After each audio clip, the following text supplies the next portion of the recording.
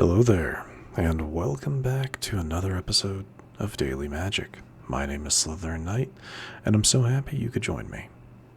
So today's new daily is to cast 30 blue or red spells, but we're going to focus mainly on that blue aspect and the white aspect of the 30 white and black spells we've had for a day or two, I think. We're going to do that with our Azorius LifeGain deck. It feels like it's been a moment. It feels like it's been a moment. Now, this deck is exactly what it sounds like. You know, gaining life can trigger a number of different effects, like Ajani's Pridemate getting stronger, Aerith Gainsborough getting stronger, Essence of Channeler getting stronger, and then Minwu getting stronger and making all of our other clerics stronger. We do have Hope in here, kind of as a little bit of a gimmick. There's not a whole lot of mill aspect to this deck. But you play your cards right, you can get a lot of life gain and then mill your opponent for a lot. So, yeah, that's the idea, right? But anyway, not much really to say. I do think Enduring Curiosity could be changed out for something else. It's mainly in here to act as a way of getting some more card draw, but yeah, I don't really know what else you would replace it with. Anyway, let's go ahead and jump into just a couple of matches today. Doing this a lot later than I usually would. Had some stuff to deal with earlier today. Took up a fair bit of time. Anyway, so yeah, we're just gonna play a match or two, see how it goes, and then we'll be on our way. So I'm okay with this. Going second is very nice. So. Or, no, going first, excuse me. Going first is very nice with this hand, or with this deck, so definitely work with that.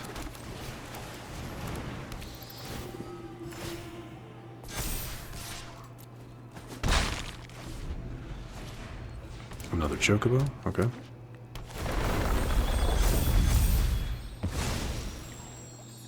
You'll get 2 triggers with that, that's fine.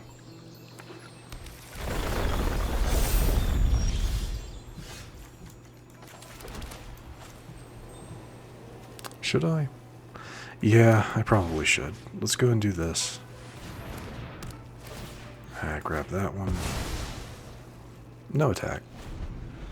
Because they could still just block and get rid of Essence Channeler. I'd rather that not happen. Ooh, alright. Alright, I see you. A little bit of blue. Okay, they don't want to attack just yet.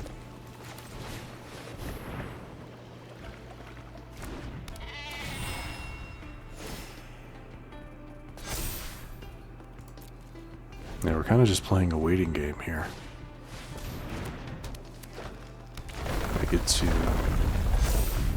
Yeah, you went with the token. Come on, man. Sure.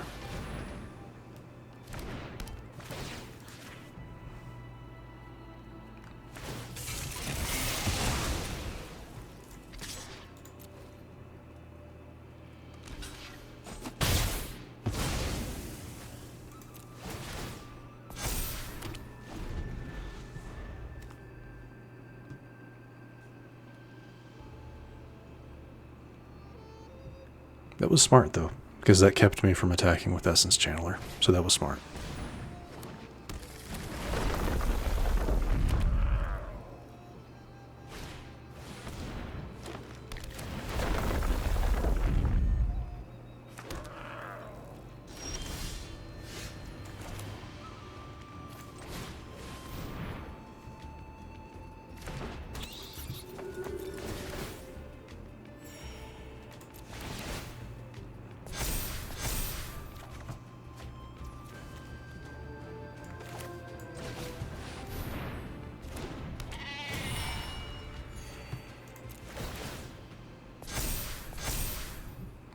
Alright, what next? I'm gonna go ahead and attack. If they want to block, they'll have to. If they want to get rid of my channeler. Oh, that's right. Nope, I forgot about that. Yeah, they can do the war wagon. That's on me. That's on me.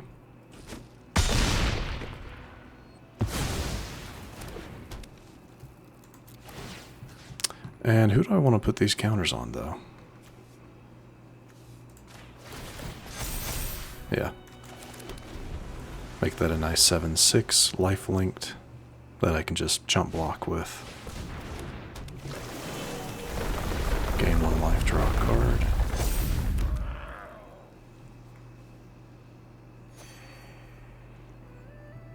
Which, yeah, they're not going to attack. Why would they?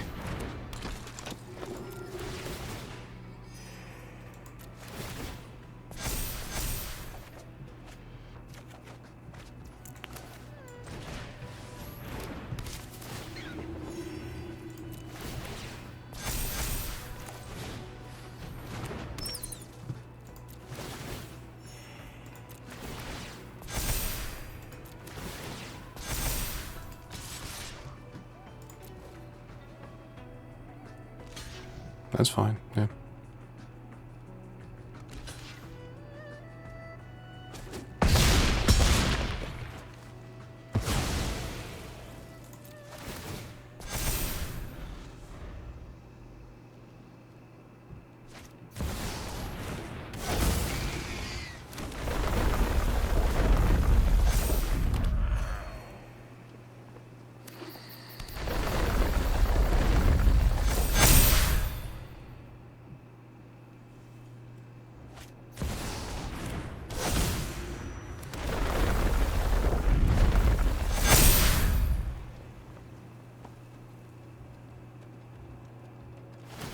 Really?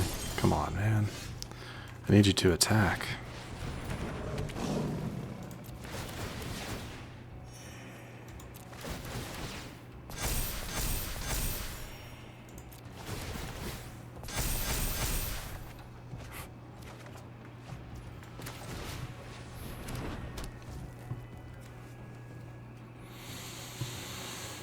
Okay, what do we do?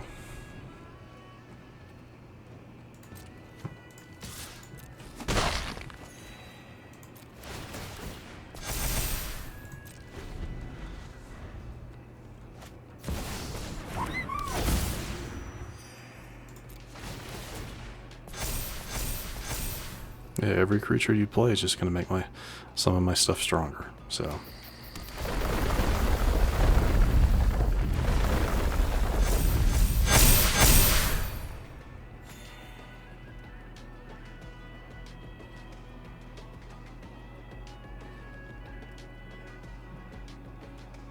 But yeah, they don't...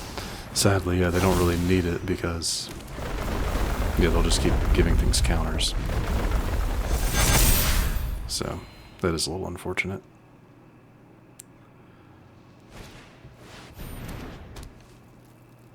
I think this only applies to legendaries, which is a little unfortunate.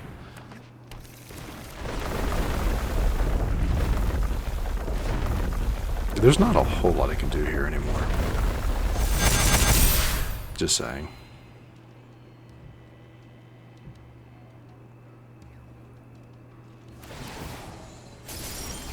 Yeah, we're kind of at a point where there's not a whole lot I can do anymore.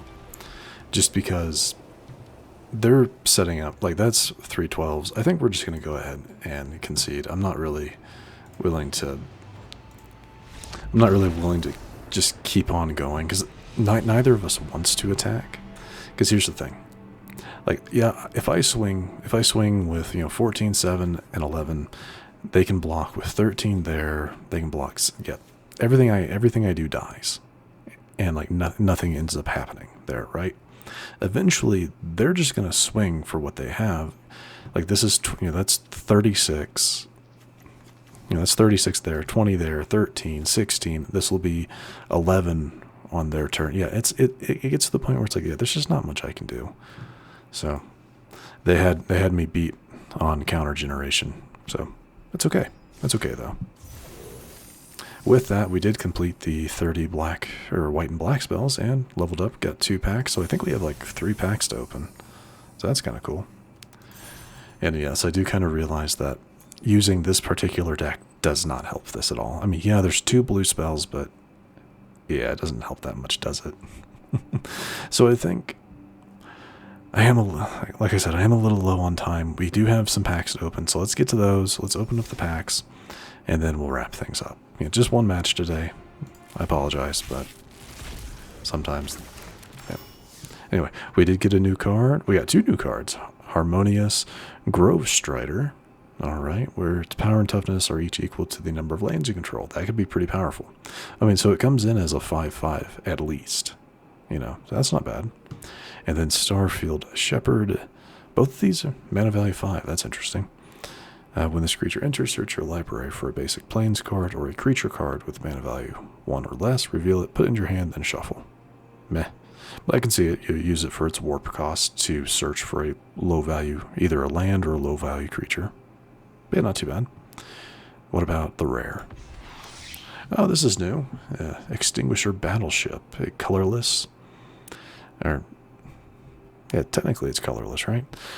When this battleship enters, destroy target non-creature permanent. Then this spacecraft deals 4 damage to each creature.